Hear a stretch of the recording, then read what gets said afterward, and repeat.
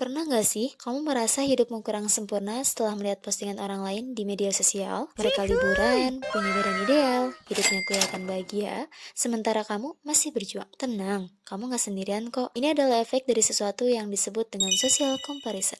Apa sih social comparison atau biasa disebut dengan perbandingan sosial? Social comparison teori pertama kali dikemukakan oleh psikolog bernama Leon Festinger pada tahun 1954. Teori ini menjelaskan bahwa individu menilai diri mereka sendiri dengan membandingkan diri dengan orang lain, terutama ketika tidak ada standar objektif yang jelas. Entah itu soal penampilan, prestasi, gaya hidup, atau bahkan jumlah like di Instagram. Misalnya nih, kamu lagi santai di rumah, buka Instagram, terus lihat temanmu posting liburan ke Bali, bawa koper yang keren sambil captionnya self reward after kerja keras. Tiba-tiba kamu mikir, loh, kok hidup aku begini-begini aja ya? Nah, itu salah satu contoh perbandingan sosial. Sebenarnya itu sesuatu hal yang manusiawi banget ya, karena kita semua ingin tahu di mana posisi kita dibandingkan orang lain.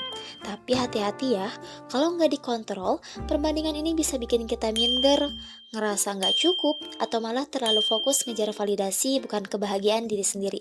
Tapi tenang, kalau kita bisa ngelola social comparison ini dengan sehat, kita justru bisa lebih termotivasi dan bersyukur dengan apa yang kita punya. Nah, di sini ada 7 poin dari ciri-ciri terkena comparison. Yang pertama, yaitu sering merasa kurang atau nggak cukup. Kayak ngerasa pencapaian tuh nggak sebanding gitu dengan orang lain. Terus selalu ada kalimat di pikiran tuh kayak, kok hidup aku gini-gini aja sih? Kok aku nggak sehebat dia sih? Yang kedua, itu ada mudah iri atau cemburu. Kayak ngeliat orang sukses tuh langsung iri, terus kayak tertekan, bukan ikut seneng ya, tapi malah ngerasa ya kalah lah intinya. Yang ketiga, itu ada overthinking setelah melihat media sosial. Nah, kayak abis scroll medsos tuh bukannya terhibur ya kan, ujung-ujungnya malah stres, terus kayak mikirin pencapaian, terus kayak mikirin kok hidup orang lain enak-enak gitu ya. Nah, yang keempat itu suka memonitor hidup orang, kayak selalu ngecek akun orang lain lah pokoknya, atau entah story gitu ya kan. Nah, terus kayak ngerasa bersalah, terus ujung-ujungnya kayak kepikiran kok hidup orang lain lebih oke gitu dibanding diri sendiri.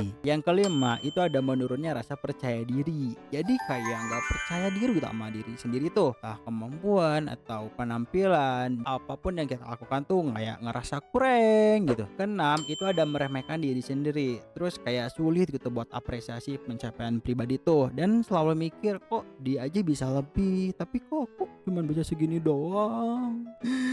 Ah. Nah, yang terakhir itu ada hilangnya motivasi. Nah, bukannya terinspirasi, malah jadi malas, terus kehilangan semangat ya karena merasa jauh tertinggal gitu. Terus, apa sih dampak yang akan kita dapatkan jika kita terus-menerus melakukan social comparison terhadap tubuh kita? Nah, dampak negatifnya itu bermula dari bikin kita overthinking, ngerasa insecure, bikin stres, apalagi kalau dibandinginya secara terus-menerus. Dan yang terakhir itu bisa ngerusak kepercayaan diri, terutama kalau cuma fokus dengan kekurangan diri. Tapi, nggak cuma negatif aja ya. Dampak positif dari social comparison ini tuh bisa dijadiin motivasi buat berkembang, bikin kita lebih sadar diri dan memperbaiki kekurangan. Dan yang terakhir itu nambah rasa syukur kalau dibandingkan dengan bijak. Oh iya, aku pun ada tips untuk kalian agar kita dapat mengelola social comparison itu dengan baik. Yang pertama yaitu kenali pemicu perbandingan.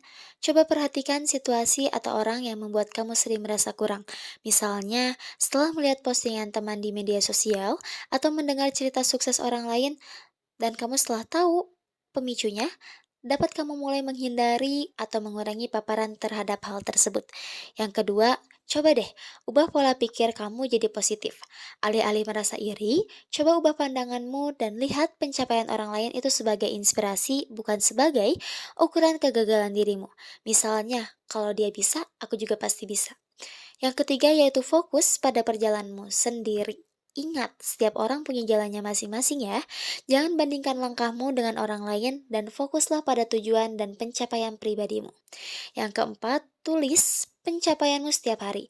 Catat hal-hal positif yang telah kamu capai sekecil apapun itu. Ini bisa membantu kamu menyadari betapa banyak hal baik yang telah kamu lakukan dan meningkatkan rasa percaya diri kamu. Yang kelima, batasi penggunaan media sosial. Terkadang media sosial itu sering menampilkan sisi terbaik orang lain yang bisa membuatmu merasa kurang. Coba batasi waktu kamu di sosial untuk mengurangi perasaan tersebut.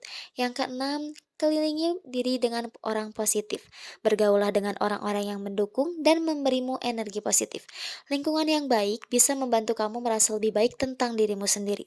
Yang ketujuh, lakukan aktivitas yang kamu nikmati. Alihkan perhatianmu dari perbandingan sosial dengan melakukan hal-hal yang kamu sukai seperti hobi atau olahraga. Ini bisa membantu kamu merasa lebih bahagia dan puas dengan dirimu sendiri. Yang terakhir yaitu berbicara positif pada diri sendiri. Biasakan ya untuk berbicara positif tentang dirimu sendiri.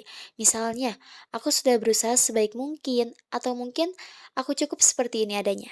Ini bisa menjadi meningkatkan rasa percaya diri kamu.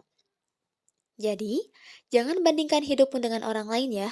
Kamu tidak tahu apa yang telah mereka lalui untuk sampai ke sana. Fokuslah pada pertumbuhanmu, bukan pencapaian orang lain, karena media sosial hanya menampilkan sorotan terbaik orang lain, bukan realistis penuh mereka. Jalanmu tidak harus sama dengan mereka, selama kamu terus maju, kamu sudah menang. Nah, berikut sedikit pengertian mengenai social comparison ya teman-teman. Jadi teman-teman yuk mulai hari ini berhenti membandingkan kehidupan kita dengan orang lain, mulailah mencintai diri sendiri, merawat diri dan bersyukur atas tubuh yang kita punya. Karena kita semua istimewa dengan cara kita masing-masing. Dan daripada membandingkan lebih baik, belajar dan berkembang. Hidup bukan tentang bersaing tapi tentang bertumbuh. Terima kasih, bye-bye.